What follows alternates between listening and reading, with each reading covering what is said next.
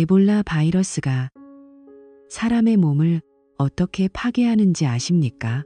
하지만 내 아내 테사 엘러리가 서아프리카 구이네아에서 가지고 돌아온 것은 그보다 훨씬 더 치명적이고 잔인한 것이었습니다. 바로 16년이라는 세월을 비웃는 완벽한 배신의 독이었습니다.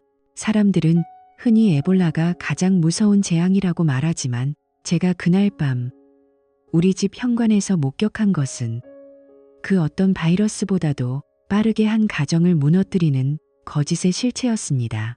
모든 것이 평소와 같아 보였던 그날, 저닉 엘러리는 평생 잊지 못할 삶의 추락을 경험했습니다. 우리 집 앞마당에는 10월의 서늘한 바람을 타고 환영합니다. 테사라고 적힌 화려한 현수막이 펄럭이고 있었습니다. 마치 교회 지역의 완벽한 주부인 마사 스튜어트를 흉내내고 싶어 했던 아내의 고집스러운 작품이었죠. 내 아내 테사 엘러리 박사, 감염병 전문가이자 구이네아에서 3개월간 에볼라 환자들을 돌보고 돌아온 인도주의적 영웅. 그리고 저는 닉 엘러리입니다.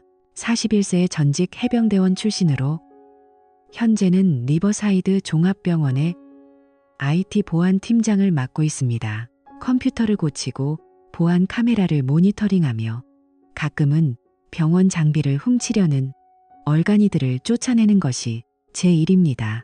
정직한 노동으로 월급을 받고 아내와 함께 점심을 먹으며 행복을 꿈꾸던 평범한 가장이었죠. 적어도 그 현수막을 보기 전까지는 말입니다. 식료품 봉투를 양팔 가득 안고 집으로 들어섰을 때 15살 딸 메디가 문 앞에서 팔짱을 낀 채 서 있었습니다. 메디는 엄마의 날카로운 말투와 아빠인 저의 의심 많은 성격만 골라 닮은 아이입니다. 아빠, 엄마 상태가 너무 이상해요. 정말 최악이라고요. 메디의 목소리에는 단순한 걱정 이상의 불안감이 서려 있었습니다.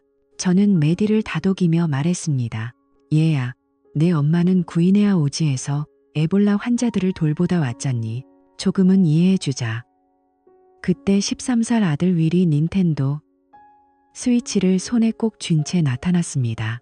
엄마 아침 내내 토하고 있어요. 그리고 5초마다 핸드폰을 확인한다고요. 아이들의 관찰력은 때로 축복이자 저주입니다. 저는 침실로 향했습니다. 킹사이즈 침대 끝에 앉아 머리를 감싸 쥐고 있는 태사가 보였습니다. 몸이 아픈 와중에도 그녀는 여전히 아름다웠습니다. 헝클어진 번머리를 한젓갈색 머리카락, 교통을 마비시킬 만큼 매혹적인 초록색 눈동자, 그리고 만난 지 6개월 만에 저를 청혼하게 만들었던 그 눈부신 미소. 하지만 오늘 그녀의 표정은 마치 의학 교과서에 뒤덮인 채 짓눌려 있는 것 같았습니다. 헤이, 여보, 비행이 많이 힘들었어. 제가 묻자 그녀가 고개를 들었습니다. 순간 저는 그녀의 눈에서 단 한 번도 본 적 없는 감정을 보았습니다. 아니면 죄책감? 제가 그것을 분석하기도 전에 태사는 제 품에 안겨 가슴을 적시며 흐느끼기 시작했습니다. 닉, 할 말이 있어. 나 구이네아에서 뭔가에 노출된 것 같아. 증상이 나타나고 있어.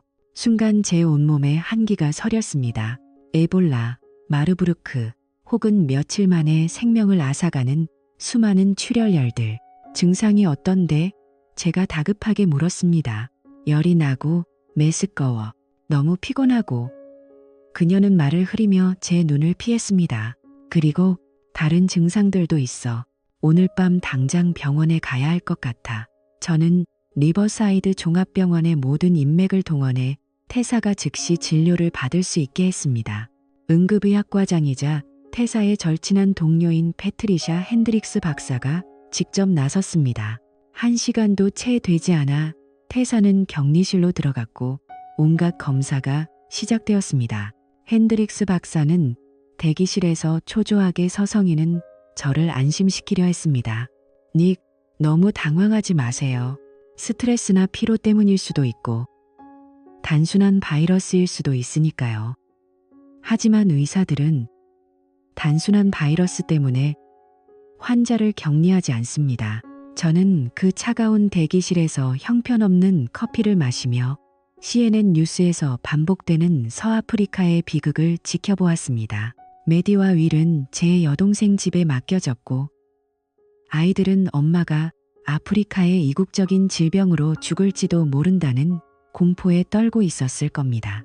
새벽 6시 핸드릭스 박사가 다시 저를 찾아왔습니다. 그녀의 표정은 읽을 수 없을 만큼 굳어 있었습니다. 닉, 조용한 곳에서 이야기하죠. 그녀는 저를 소독약 냄새와 부서진 꿈들의 냄새가 진동하는 작은 상담실로 안내했습니다. 의사들이 삶을 송두리째 바꿔놓는 소식을 전할 때 사용하는 바로 그 방이었습니다. 핸드릭스 박사가 입을 뗐습니다. 좋은 소식은 태사가 에볼라나 출혈열에 걸린 게 아니라는 겁니다. 저는 안도의 한숨을 내쉬려 했지만 그녀의 다음 말이 제 심장을 멈추게 했습니다. 나쁜 소식은 상황이 훨씬 더 복잡하다는 거예요. 태사는 지금 클라미디아와 임질에 걸려 있습니다. 그 단어들은 물리적인 타격이 되어 제 가슴을 강하게 내리쳤습니다. 한동안 저는 그녀가 한 말을 이해하지 못했습니다. 그러다 현실이 무너지는 건물처럼 제 머리 위로 쏟아졌습니다. 그럴 리가 없어요. 우리는 서로에게 충실했습니다. 적어도 저는 그랬어요. 핸드릭스 박사의 표정은 직업적인 동정심으로 가득했습니다. 닉, 미안합니다. 하지만 검사 결과는 확정적이에요.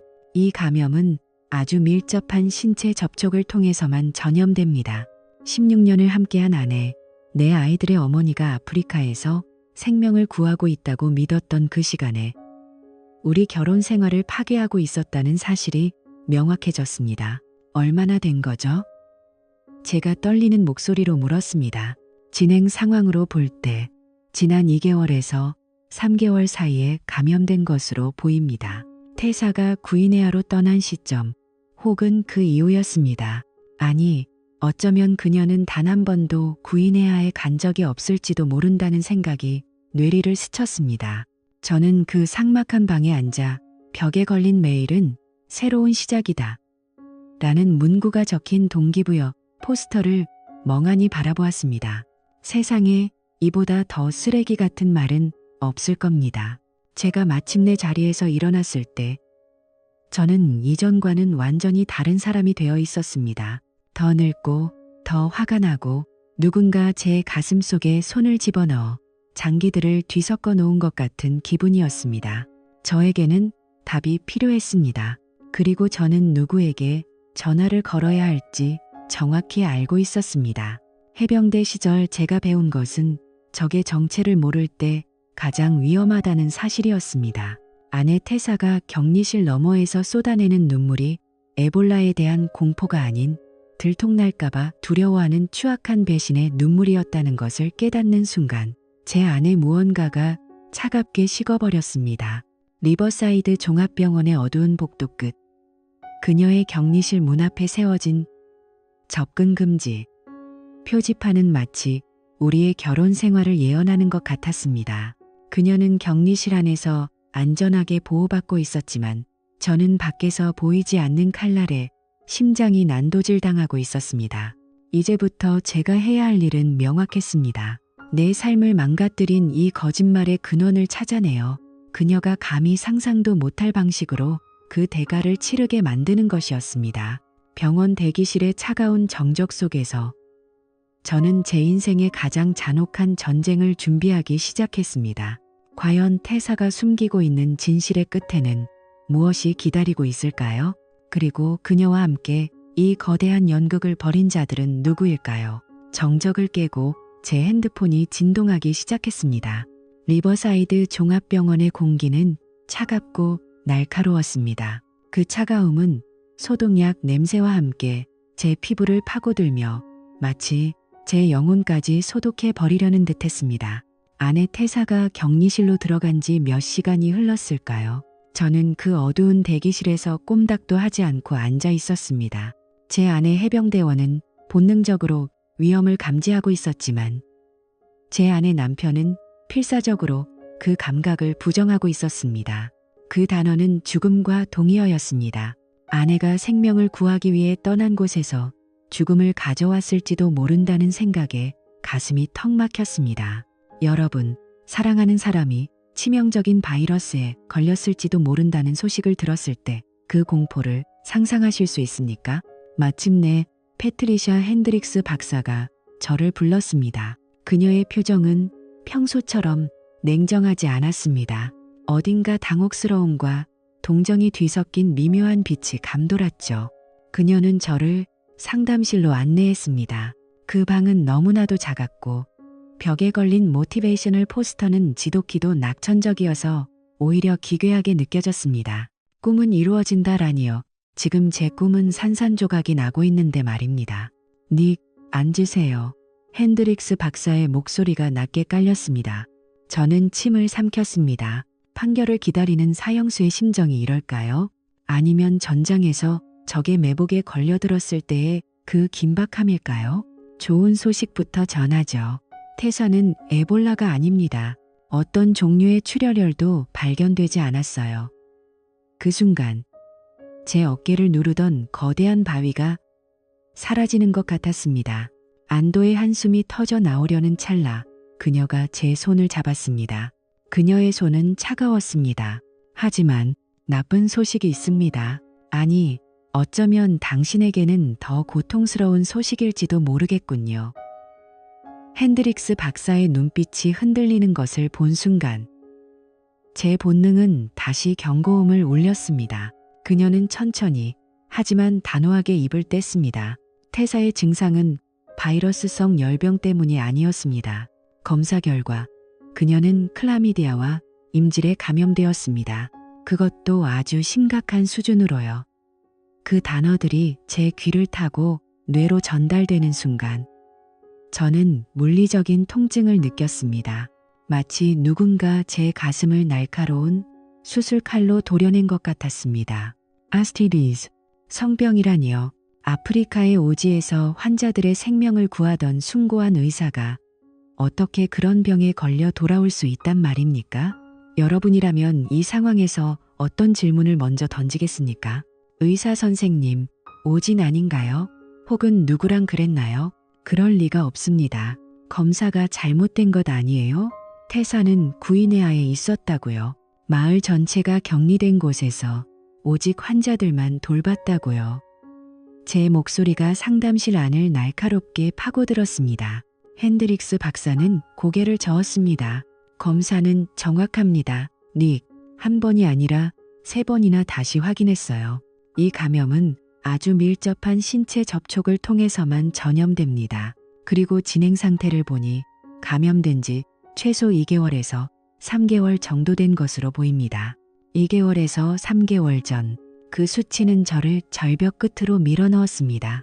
그때 태사는 서아프리카로 떠나기 직전이거나 이미 그곳에 도착해 있어야 할 시기였습니다. 우리는 16년 동안 서로에게 충실했습니다. 적어도 저는 그렇게 믿었습니다. 제가 군복을 입고 거친 전장을 누빌 때도 제 마음의 안식처는 늘 태사였습니다. 전우들이 고향의 아내를 의심하며 괴로워할 때도 저는 당당하게 말했습니다. 내 아내는 달라. 태사는 그런 여자가 아니야. 그녀는 제 삶의 유일한 상징이자 자부심이었습니다. 그런데 지금 과학적이고 명백한 수치가 그녀의 배신을 증명하고 있었습니다. 상담실에 그 독한 소독약 냄새가 제 목을 조르는 것 같았습니다. 핸드릭스 박사는 태사가 입원 중인 동안 제가 침묵을 지키길 권했습니다.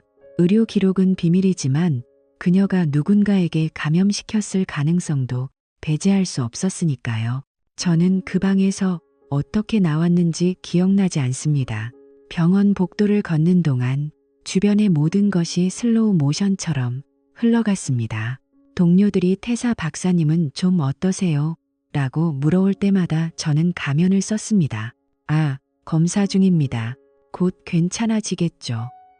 제 목소리는 제가 들어도 낯설 만큼 차가웠습니다. 저는 집으로 돌아가야 했습니다. 아이들을 봐야 했으니까요. 15살 메디와 13살 윌은 엄마가 에볼라에 걸린 줄 알고 공포에 질려 있었습니다. 제가 문을 열고 들어가자 아이들이 달려 나왔습니다. 아빠, 엄마는요? 죽는 거 아니죠? 윌의 눈동자가 떨리고 있었습니다. 저는 아이들에게 거짓말을 해야 했습니다. 이것이 제가 가장 괴로웠던 순간입니다. 사랑하는 아이들에게 그들이 가장 믿는 엄마의 추악한 진실을 숨기고 또 다른 거짓을 말해야 한다는 사실 말입니다. 엄마는 괜찮아. 그냥 좀 지독한 아프리카 독감에 걸린 거래. 면역력이 떨어져서 고생 중이니까 며칠만 더 기다리자. 제 안의 진실이 비명을 지르고 있었지만 저는 웃어 보였습니다. 하지만 제 안의 분노는 식지 않았습니다. 아니, 그것은 차갑고 단단한 복수심으로 변해갔습니다. 저는 전직 해병대원입니다. 해병대는 결코 뒤에서 공격받는 것을 용납하지 않습니다. 그리고 적을 완전히 파악하기 전까지는 총을 쏘지 않죠. 저는 태사가 병원에서 항생제 치료를 받으며 회복 중인 틈을 타 제가 가장 신뢰할 수 있는 사람을 찾아갔습니다. 바로 메이슨 그레이 메선 그레이였습니다.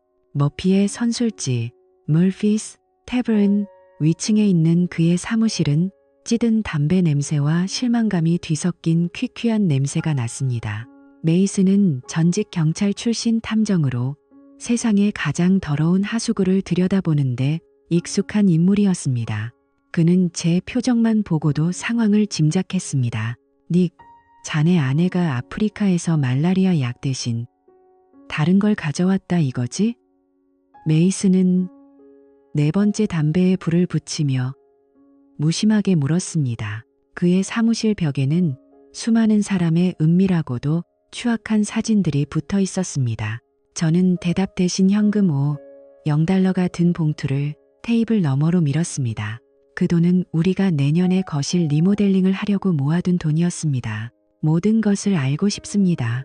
누구와 언제 어디서 무엇을 했는지 단 한 조각의 거짓도 없이 전부 다.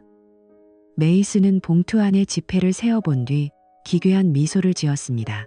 닉, 친구, 자네는 방금 지옥행 1등석 티켓을 끊었군. 하지만 명심하게 그 지옥의 끝에 뭐가 있든 그건 자네가 감당해야 할 몫이야. 그로부터 며칠 동안 저는 지옥 같은 일상을 견뎌냈습니다. 태사는 병원에서 항생제 치료를 받으며 회복 중이었고 저는 매일 아침 아이들의 식사를 챙기고 병원 보안 업무를 보며 평범한 가장인 척 연기했습니다. 거울 속의 제 모습은 낯설었습니다. 여보, 몸은 좀 어때? 애들이 걱정 많이 해. 이런 문자를 보낼 때마다 제 손가락은 떨렸고 구역질이 났습니다. 하지만 저는 멈추지 않았습니다. 적이 안심하고 무방비 상태일 때 가장 강력한 일격을 가할 수 있기 때문입니다. 여러분, 만약 여러분이 저와 같은 상황이라면 당장 짐을 싸서 나갔을까요? 아니면 저처럼 치밀한 계획을 세웠을까요? 댓글로 여러분의 의견을 들려주세요. 메이슨의 조사는 생각보다 빠르게 진행되었습니다. 그리고 그가 가져온 첫 번째 보고서는 제 세계관을 완전히 뒤흔들어 놓았습니다. 닉, 자네 아내는 단 한 번도 구인해야 땅을 밟은 적이 없네. 메이슨의 말은 제 가슴에 박힌 마지막 목과 같았습니다. 그럴 리가요. 제가 공항까지 배웅했고 구인해야 현지 번호로 통화도 했는데요. 메이슨은 말없이 항공권 취소 기록과 포틀랜드 행 국내선 영수증을 내밀었습니다. 지난 3개월 동안 태사 앨러리 박사는 오리건주 포틀랜드의 최고급 펜트하우스에 있었어. 심장내과의 오웬 그란트 박사와 함께 말이지. 포틀랜드의 비밀, 포틀랜드 시크릿. 제 아내는 아프리카에서 죽어가는 아이들을 구하는 대신 포틀랜드의 세련된 레스토랑에서 와인을 마시고 호화로운 호텔 방에서 외도를 즐기고 있었던 것입니다. 오웬 그랜트, 저도 아는 이름이었습니다. 리버사이드 병원에서 가장 거만하고 비싼 수트를 입으며 BMW를 과시하던 유부남 의사였죠. 사진 속의 태사는 제가 알던 사람이 아니었습니다. 그녀는 환자들을 걱정하는 의사가 아니라 금지된 사랑에 눈이 먼 여자처럼 보였습니다. 그 미소, 그 눈빛, 그 모든 것이 제 심장을 다시 한번 난도질했습니다. 하지만 충격은 여기서 끝이 아니었습니다. 메이슨은 더 깊은 곳을 파헤치고 있었습니다. 이건 단순한 외도가 아니야. 닉, 자네 아내는 지속 교육 연수 컨티뉴잉 에듀케이션 리트리트라고 불리는 기괴한 조직의 핵심 멤버였어. 그것은 정신과 의사 알렉시스 보스 알렉시스 보이스가 운영하는 조직으로 병원의 고위 의료진들이 모여 자신들만의 문란한 유토피아를 만드는 비밀 클럽이었습니다. 그들은 교육을 핑계로 회원비를 걷고 그 돈으로 호화로운 파티를 열며 서로의 파트너를 바꾸고 정보를 공유하고 있었습니다. 더 경악스러운 것은 태사가 그 클럽의 가입비와 유지비로 사용한 돈의 출처였습니다. 그녀는 우리 아이들의 대학 등록금 계좌에서 무려 $8,000를 몰래 인출해 보스에게 송금했습니다. 아이들의 미래를 팔아 자신의 추악한 욕망을 채운 것입니다. 메이슨이 내민 USB 속에는 그들이 나눈 메신저 대화가 빼곡히 담겨 있었습니다. 닉은 정말 고지식해. 군인 출신이라 그런지 명령하는 건 잘하는데 로맨틱한 면은 하나도 없어. 지루해 죽겠어. 태사가 오웬에게 보낸 메시지였습니다. 분노가 정점에 달했을 때 저는 오히려 차가운 얼음처럼 차분해졌습니다. 적의 위치, 규모, 약점까지 모두 파악했습니다. 이제 남은 것은 작전 개시뿐이었습니다. 저는 메이슨에게 약속한 잔금을 치르고 사무실을 나왔습니다. 포틀랜드의 그 화려한 조명 아래서 그들이 나눈 비열한 대화들이 제 머릿속에서 환청처럼 들려왔습니다. 니갤러리, 당신은 정말 위대한 바보였어. 하지만 이제 그 바보는 죽었습니다. 이제 남은 것은 배신자들에게 가장 고통스러운 처방전을 전달할 복수기 뿐입니다. 저는 병원 보안 시스템에 접속했습니다. 보안 팀장의 권한으로 평소라면 들여다보지 않았을 데이터들을 샅샅이 뒤지기 시작했습니다. 병원 내 CCTV, 법인카드 내역, 주차장 출입 기록, 모든 증거가 하나의 거대한 범죄 네트워크를 가리키고 있었습니다. 그리고 그 과정에서 저는 뜻밖의 인물을 발견하게 됩니다. 바로 오웬 그랜트의 아내 줄리아 그랜트, 줄리아 그란디였습니다. 그녀 역시 남편의 외도를 감지하고 독자적으로 정보를 수집하고 있었죠. 우리는 리버사이드 공원에서 은밀하게 만났습니다. 줄리아는 차가운 커피를 들고 나타났습니다. 그녀의 눈에는 저와 같은 갈증이 보였습니다. 복수에 대한 갈증 말입니다. 닉, 당신이 원하는 게 단순히 이혼인가요? 그녀가 물었습니다. 저는 고개를 저었습니다. 아니요. 저는 그들이 가장 소중하게 생각하는 것들을 뺏고 싶습니다. 명예, 직업, 그리고 사회적 지위까지 전부 다요. 줄리아는 처음으로 희미하게 미소 지었습니다. 저에게는 오웬의 법인카드 횡령 증거가 있어요. 당신의 IT 기술과 제 자료가 합쳐지면 다음 주에 있을 병원 자선 가라 행사는 아주 흥미로운 자리가 되겠네요. 우리는 어두운 숲속에서 서로의 존재를 확인한 두 마리의 굶주린 늑대처럼 소리 없이 손을 잡았습니다. 이제 타겟은 명확해졌고 결전의 장소 또한 정해졌습니다. 병원의 모든 권력과 위선이 집결하는 그 화려한 밤. 저는 그들이 그토록 사랑하는 명예라는 가면을 불태워 버릴 준비를 마쳤습니다. 여러분, 진정한 복수란 무엇이라고 생각하십니까?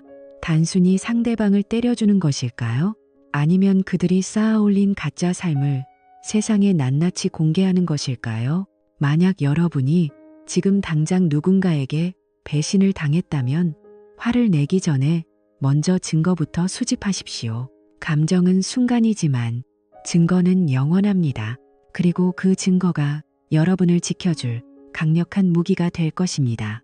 이제 모든 퍼즐 조각이 맞춰졌습니다. 폭풍전야의 정적이 저를 감싸 안았습니다. 저는 거울을 보며 연습했습니다. 무대 위에서 제가 던질 첫 마디를 말입니다. 과연 줄리아와 제가 준비한 그 치명적인 폭탄은 어떤 모습으로 터지게 될까요? 그리고 고결한 의사들의 가면 뒤에 숨겨진 추악한 민낯이 공개되는 순간 그들은 어떤 표정을 지을까요? 지금 바로 구독하고 다음 이야기를 기다려주세요. 이 전쟁의 끝에서 살아남는 자가 누구인지 여러분께 생생하게 전해드리겠습니다. 여러분의 삶에서도 혹시 현수막 뒤에 숨겨진 비밀이 있지는 않나요? 지금 바로 주변을 다시 한번 살펴보십시오. 진실은 예상보다 훨씬 더 가까운 곳에 있을지도 모릅니다. 지금 당장 확인해 보세요. 늦기 전에요. 메이슨 그레이가 내민 그 작은 플래시 드라이브는 단순한 저장 매체가 아니었습니다. 그것은 내 아내 테사 엘러리가 지난 3개월간 쌓아온 거짓의 성벽을 단숨에 무너뜨릴 폭약이었죠. 메이슨은 냉소적인 미소를 지으며 책상 위로 몸을 기울였습니다. 닉, 이건 단순한 바람기가 아니야. 자네 아내는 아주 깊고 추악한 클럽의 일원이었어. 그의 목소리에는 전직 경찰 특유의 비릿한 흥분이 묻어 있었습니다. 그가 모니터를 돌려 보여준 문서들에는 지속 교육 연수라는 그럴듯한 제목이 붙어 있었습니다. 하지만 그 내용은 의학적 지식과는 아무런 상관이 없었습니다. 그것은 리버사이드 종합병원의 정신과 의사인 알렉시스 보스가 설계한 은밀한 유의의 장이었습니다. 알렉시스 보스, 그녀는 병원 내에서 관계 상담의 대가로 불리며 수많은 의료진의 고민을 들어주던 인물이었습니다. 하지만 실상은 정반대였죠. 그녀는 결혼 생활의 권태를 느끼는 엘리트들을 타겟으로 삼아 그들에게 이른바 해방감을 제공한다는 명목으로 비밀 클럽을 운영하고 있었습니다. 이른바 전문가 개발 리트리스라 명명된 이 모임은 포틀랜드의 최고급 리조트를 빌려 며칠간 광란의 파티를 벌이는 것이 목적이었습니다. 메이슨이 보여준 사진 속에서 알렉시스 보스는 포식자 같은 미소를 지으며 테사와 오웬 그랜트 사이에서 잔을 부딪히고 있었습니다. 보스 박사는 단순한 주최자가 아니었습니다. 그녀는 블랙메일의 여왕이었습니다. 그녀는 모든 참석자의 은밀한 행위를 기록하고 그것을 이용해 그들의 목줄을 죄고 있었습니다. 의사라는 고귀한 신분 뒤에 숨겨진 추악한 본능을 그녀는 화폐로 바꾸고 있었던 것입니다. 사진 속의 테사는 제가 알던 사람이 아니었습니다. 그녀는 오웬 그랜트의 손을 잡고 마치 세상에 둘만 존재하는 듯한 눈빛으로 그를 바라보고 있었습니다. 오웬 그랜트, 심장내과의 잘나가는 의사. 그는 아내 줄리아와 두 아이를 둔 가장이었지만 이 타락한 클럽 안에서는 그저 태사의 탐욕스러운 연인일 뿐이었습니다. 메이슨은 사진들을 한 장씩 넘기며 설명을 이어갔습니다.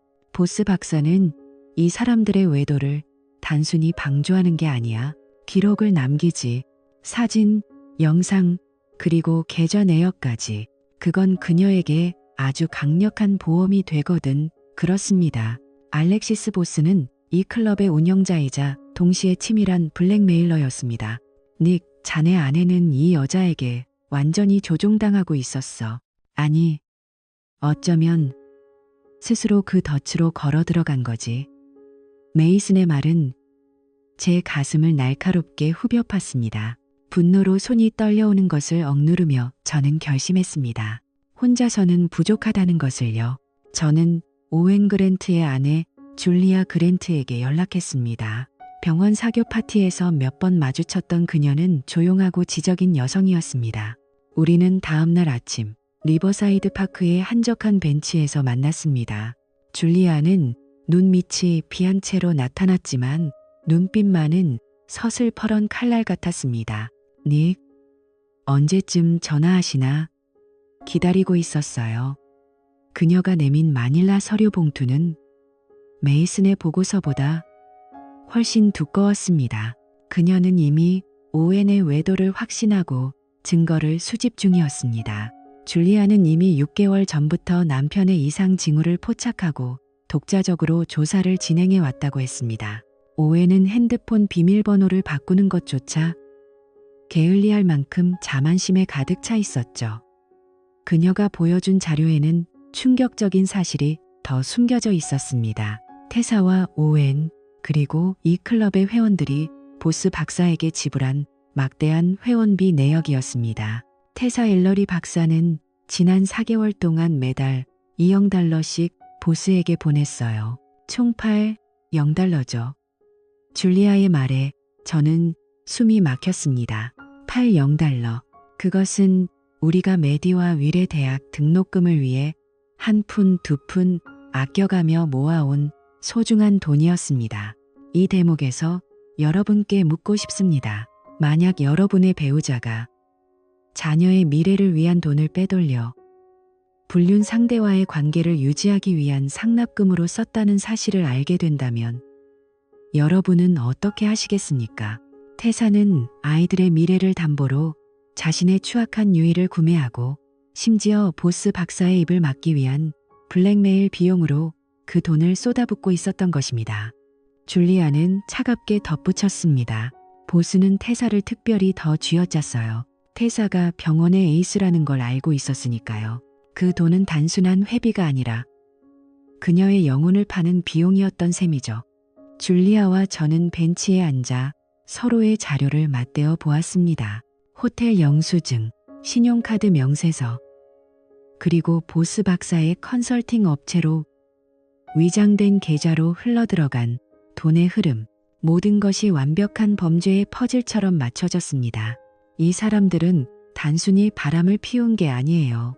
자신들이 대중의 눈을 피할 수 있는 특별한 존재라고 믿는 선민의식에 취해 있었던 거죠.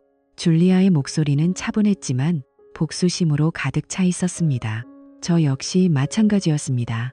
16년의 헌신을 비웃음거리로 만든 아내와 그런 아내를 꼬드겨 가정을 파괴한 의사들, 그리고 그들을 등쳐먹으며 부를 축적한 보스 박사까지, 그들 모두를 무너뜨려야 했습니다. 여러분, 복수는 차갑게 먹어야 맛있는 요리라는 말을 들어보셨나요? 이제부터 제가 할 일은 그 요리를 가장 화려하게 차려내는 것이었습니다. 저는 전직 해병대원입니다. 적의 진지를 파괴하기 위해서는 가장 약한 고리를 찾아내어 정밀 타격해야 한다는 것을 잘 압니다. 저에게는 IT 보안팀장이라는 완벽한 위장막과 병원 시스템에 접근할 수 있는 열쇠가 있었습니다. 저는 병원 네트워크의 깊숙한 곳으로 잠입했습니다. 관리자 권한을 이용해 보스 박사가 숨겨두었던 암호화된 파일들을 하나씩 해독하기 시작했습니다. 그곳에는 그녀가 블랙메일용으로 보관해 두었던 수십 명의 의료진의 치부가 고스란히 담겨 있었습니다. 한밤중 병원의 서버실에서 모니터의 파란 불빛을 받으며 저는 보았습니다.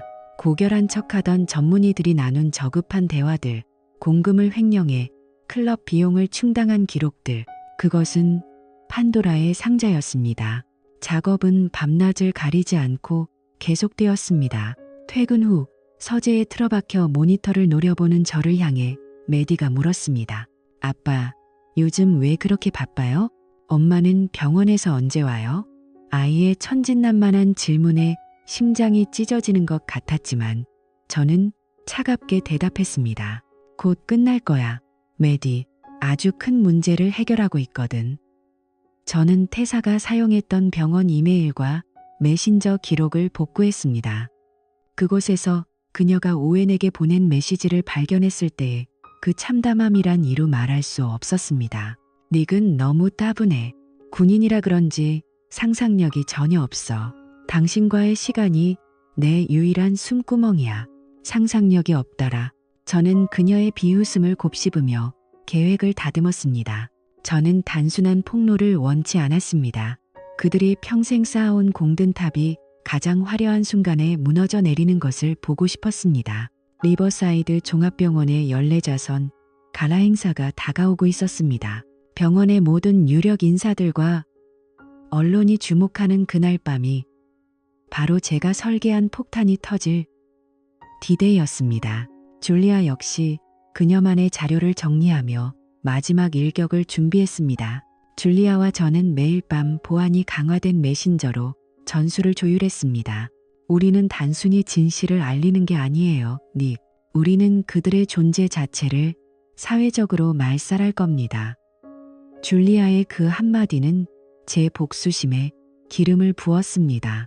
우리는 서로를 향해 고개를 끄덕였습니다.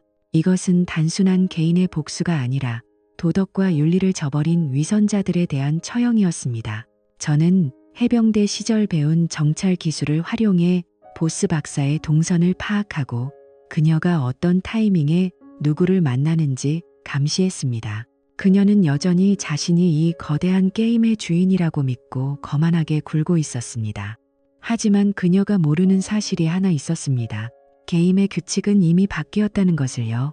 보스는 자신의 클럽 회원들에게 보낸 초대장에 이렇게 적었더군요. 오늘 밤 당신의 진정한 본 모습을 마주하십시오. 제가 그 소원을 아주 완벽하게 들어줄 계획이었습니다. 저는 병원 서버에 제가 직접 만든 진실의 패키지를 심어두었습니다. 특정한 명령어가 입력되는 순간 병원 내 모든 대형 스크린과 참석자들의 스마트폰으로 그들의 추악한 민낯이 전송될 것입니다. 손가락 하나로 수십 명의 인생을 끝장낼 수 있다는 사실에 기이한 고요함마저 느껴졌습니다. 16년 전 태사와 결혼 서약을 하며 영원한 사랑을 맹세했던 제가 이제는 그녀의 파멸을 설계하고 있었습니다. 여러분, 이것이 바로 배신의 끝입니다. 가장 믿었던 사람으로부터 가장 치명적인 공격을 받는 것. 작전 개시 전날 밤, 저는 잠든 아이들의 방을 하나씩 둘러보았습니다. 미안하다, 얘들아. 너희가 알던 세상은 내일이면 사라질 거야. 하지만 거짓된 성위에 사는 것보다 무너진 폐허에서 진실을 마주하는 게 낫단다. 무거운 책임감이 어깨를 짓눌렀지만 발걸음을 멈출 수는 없었습니다. 배신에는 반드시 대가가 따른다는 것. 그리고 그 대가는 상상 이상으로 혹독해야 한다는 것이 제가 믿는 정의였습니다. 줄리아에게서 짧은 메시지가 도착했습니다. 준비 완료. 내일 밤 우리는 지옥을 보게 될 거예요. 저 역시 짧게 답했습니다. 전장으로 가자. 드디어 결전의 아침이 밝았습니다. 태사는 병원에서 퇴원해 완쾌된 척 화려한 드레스를 고르고 있었습니다. 거울 앞에서 웃고 있는 그녀를 보며 저 역시 미소 지었습니다. 오늘 정말 아름답네, 태사. 제 목소리는 그 어느 때보다 부드러웠습니다. 그녀는 제가 아무것도 모른다고 확신하며 제 뺨에 입을 맞추었습니다. 그 입술이 닿는 순간에 소름 끼치는 감각을 억누르며 저는 다짐했습니다. 오늘 밤 너희가 그토록 사랑하는 그 거짓된 명예를 제물로 바쳐 가장 화려한 장례식을 치러주겠다고 말입니다. 여러분, 이 이야기가 소설처럼 들리십니까? 하지만 현실은 때로 소설보다 더 잔인합니다. 여러분의 주변을 돌아보십시오. 여러분이 믿고 있는 그 사람이 정말 여러분이 아는 그 사람입니까? 지금 이 순간에도 누군가는 지속 교육이라는 가면을 쓰고 뒤에서 칼을 갈고 있을지도 모릅니다. 만약 이 이야기가 여러분에게 경종을 울린다면 지금 바로 구독과 좋아요를 눌러주십시오. 그리고 여러분의 생각을 댓글로 공유해주세요. 여러분이 닉이었다면 이 화려한 파티의 밤을 어떻게 장식했겠습니까? 리버사이드의 공기는 차가웠지만 제 가슴 속 복수의 불꽃은 그 어느 때보다 뜨겁게 타오르고 있었습니다. 병원 로비에 설치된 대형 LED 스크린이 반짝이며 테스트 영상을 내보내고 있었습니다. 저는 그 스크린을 바라보며 속삭였습니다. 쇼타임이야, 태사. 모든 준비는 끝났습니다. 이제 방아쇠를 당길 시간입니다. 여러분은 이제 곧 역사상 가장 화려하고 처절한 폭로의 현장을 목격하게 될 것입니다. 채널 고정해주세요.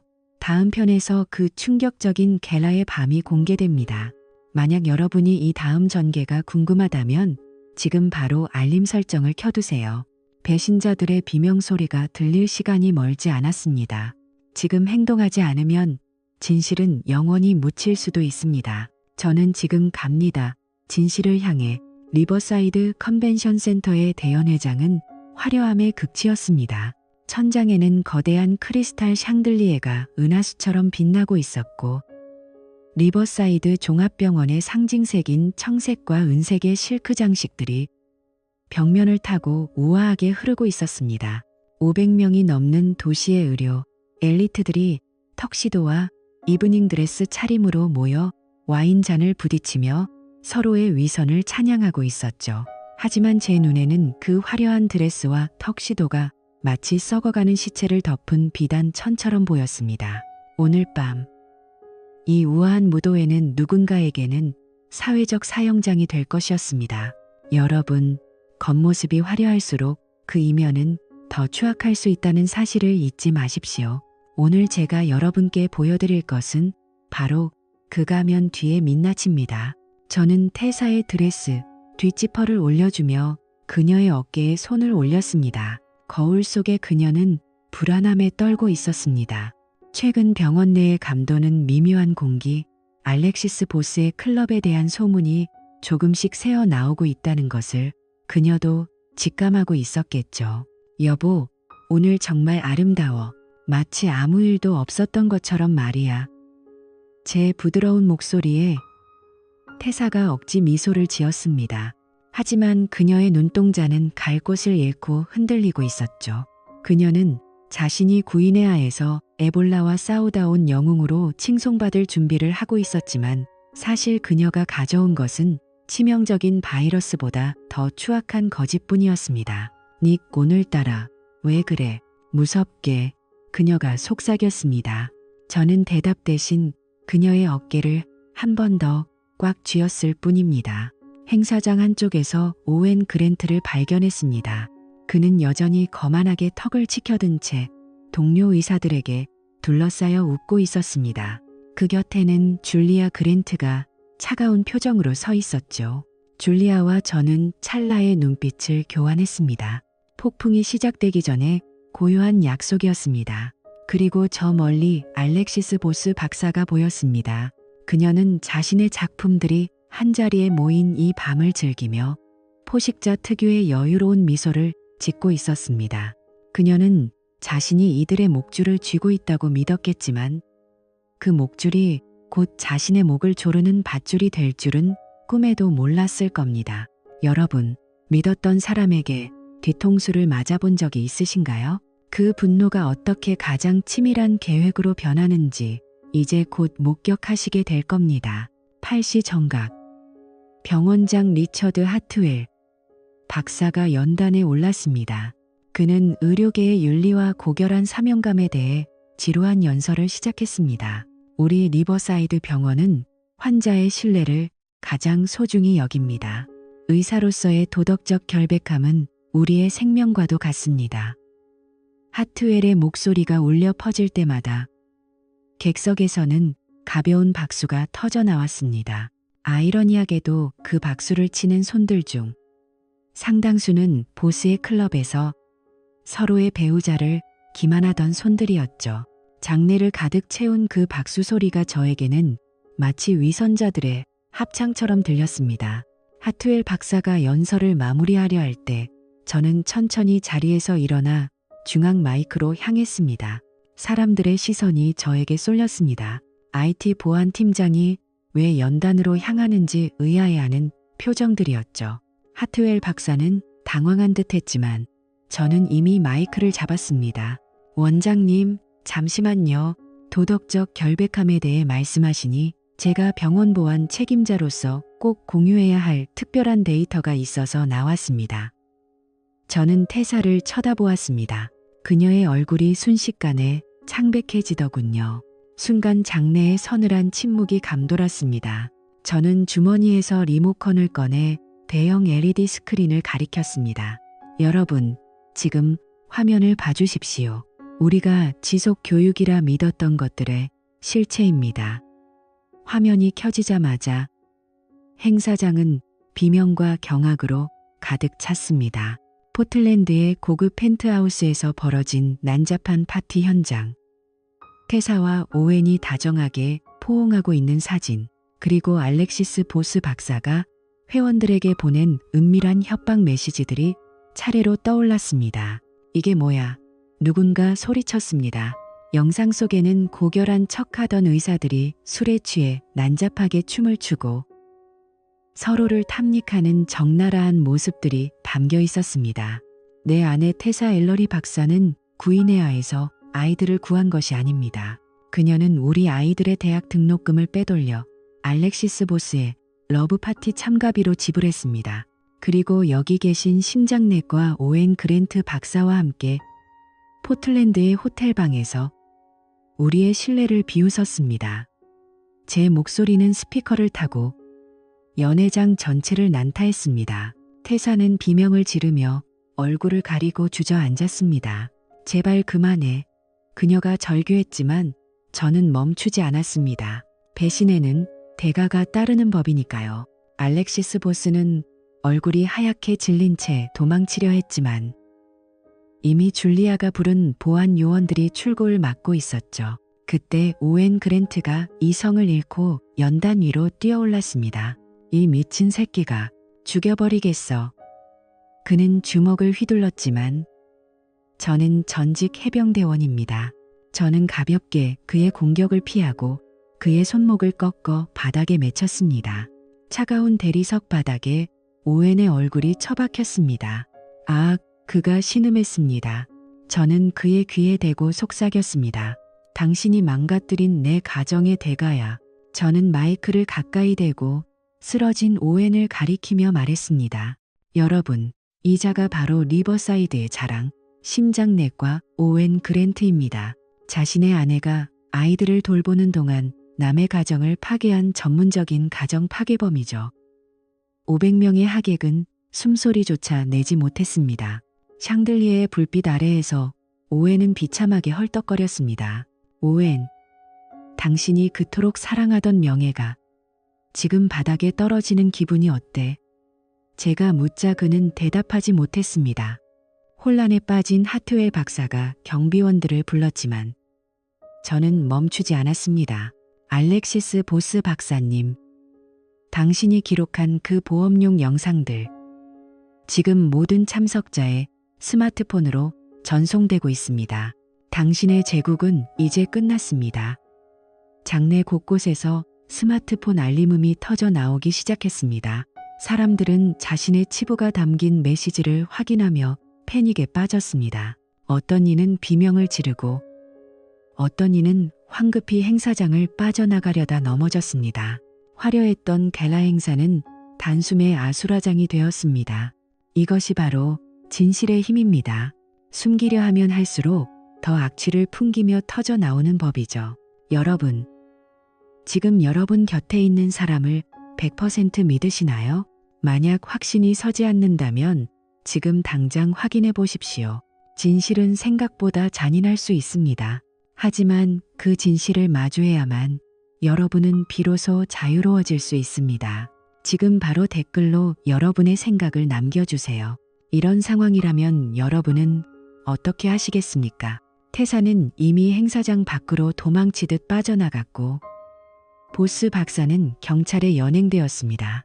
저는 연단에서 내려와 줄리아에게 다가갔습니다. 그녀는 눈물을 흘리고 있었지만 입가에는 아주 작은 승리의 미소가 걸려 있었습니다. 고마워요, 닉. 정말 멋진 파티였어요.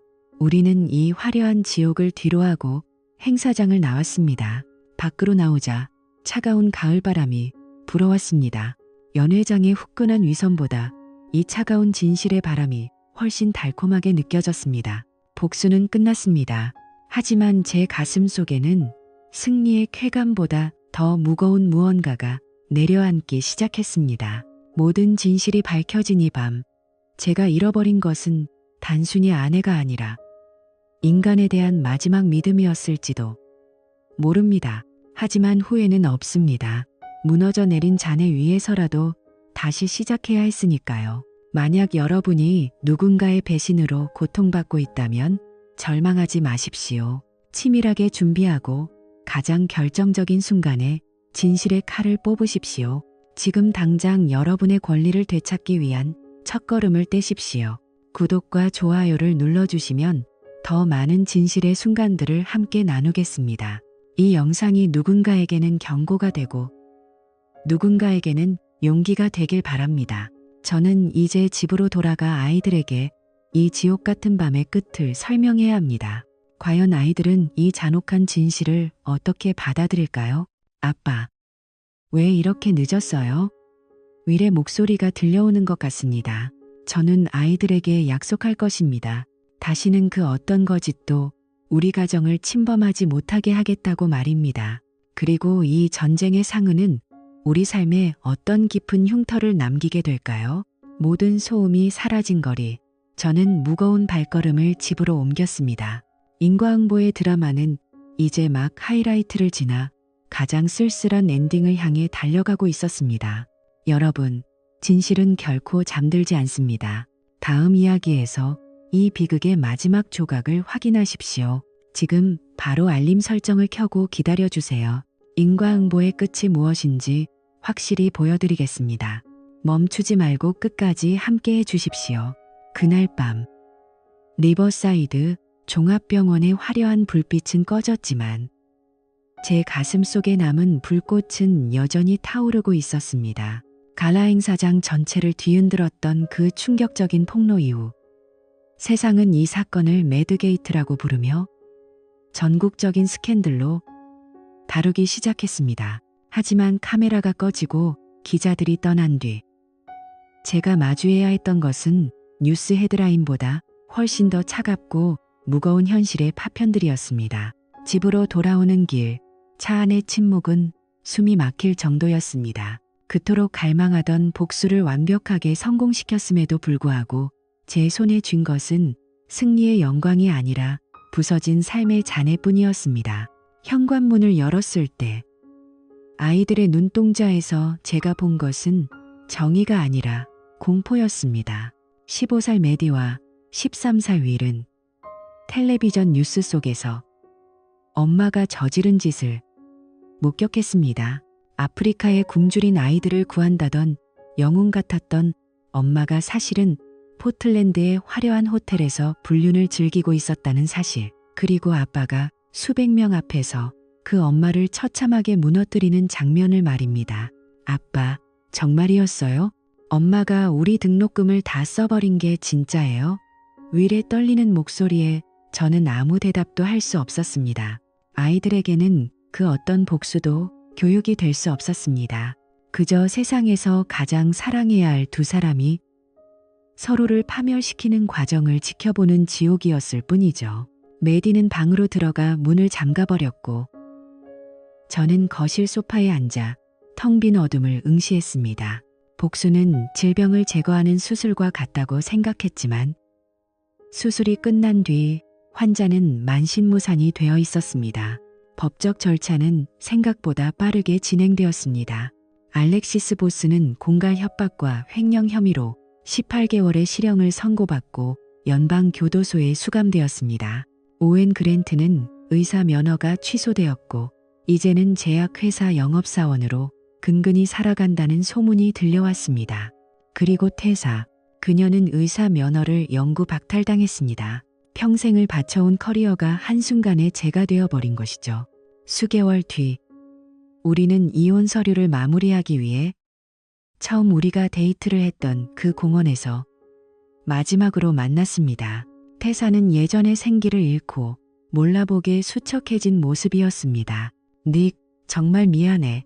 그렇게까지 될 줄은 몰랐어. 그냥 잠깐의 일탈이라고 생각했어. 그녀는 울먹이며 제 손을 잡으려 했습니다.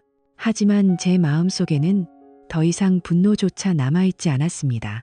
오직 깊은 실망과 공허함 뿐이었죠.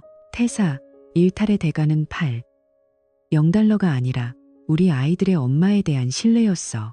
당신은 그걸 팔아 넘긴 거야. 제 차가운 말에 그녀는 고개를 떨구었습니다. 나를 용서할 수 있어? 그녀의 마지막 질문에 저는 대답했습니다. 용서할게. 하지만 다시 믿지는 않을 거야. 당신은 이제 나에게 죽은 사람이나 다름없으니까. 저는 그 자리를 떠나며 깨달았습니다. 복수라는 것은 적을 파괴하는 것만큼이나 제 자신의 마음도 황폐하게 만든다는 사실을요. 승리했다고 믿었지만 저 역시 누군가를 완전히 신뢰할 수 있는 능력을 잃어버렸습니다. 사랑 없이 오직 계산과 의심으로 무장한 심장을 갖게 된 것이 복수의 진짜 대가였습니다. 이제 제 삶의 목적은 오직 하나입니다. 메디와 윌이 이 비극의 그림자에서 벗어날 수 있도록 돕는 것입니다. 저는 아이들과 함께 정기적으로 상담 치료를 받으며 조금씩 상처를 치유해 나가고 있습니다. 메디는 이제 대학 진학을 앞두고 저널리즘을 공부하겠다고 합니다. 세상의 진실을 파헤치는 일을 하겠다면서요. 윌은 로봇 동아리에서 기계와 씨름하며 현실의 아픔을 잊으려 노력합니다. 어느 저녁 잠자리에 들기 전 윌이 저에게 물었습니다. 아빠, 나중에 나한테도 엄마처럼 거짓말할 거예요? 저는 아이의 눈을 똑바로 쳐다보며 약속했습니다. 아니, 윌, 아빠는 너에게 항상 진실만을 말할 거야. 그 진실이 비록 오늘 밤처럼 아프고 쓰라릴지라도 말이야. 거짓말은 세상을 편하게 만들 것 같지만 결국은 모든 것을 무너뜨리거든. 저는 책상 서랍 속에 깊이 넣어두었던 이혼 판결문과 법적 서류 뭉치들을 정리했습니다. 복수는 끝났고 정의는 실현되었습니다. 하지만 저는 더 이상 영웅이 되고 싶지 않습니다. 그저 아이들의 곁을 지키는 정직한 아버지가 되고 싶을 뿐입니다. 인간은 누구나 실수할 수 있습니다. 하지만 그 실수를 덮기 위해 쌓아 올린 거짓의 탑은 반드시 무너집니다. 여러분, 만약 지금 누군가의 배신으로 고통받고 있다면 기억하십시오. 복수는 당신의 권리일지 모르나 치유는 당신의 책임입니다. 저는 이제 과거의 흉터를 훈장처럼 달고 새로운 길을 걸어가려 합니다. 진실은 때로 우리를 고통스럽게 하지만 오직 진실만이 우리를 진정으로 자유롭게 할 수 있습니다. 오늘 밤 사랑하는 가족의 얼굴을 다시 한번 찬찬히 들여다보십시오. 그리고 서로에게 어떤 숨김도 없는 정직한 대화를 시작해 보세요. 그것이야말로 이 험난한 세상에서 당신의 가정을 지킬 수 있는 유일하고도 가장 강력한 무기입니다. 제 이야기가 여러분에게 작은 교훈이 되었기를 바랍니다. 저는 닉 엘러리였습니다. 이제 저는 아이들과 함께 내일의 평범한 아침을 준비하러 갑니다. 그 평범함이야말로 제가 그토록 지키고 싶었던 진짜 행복이었으니까요. 여러분의 삶에도 언제나 진실의 빛이 함께하기를 기원합니다. 끝까지 함께 해주셔서 감사합니다. 구독과 좋아요로 이 진실의 여정에 동참해 주십시오.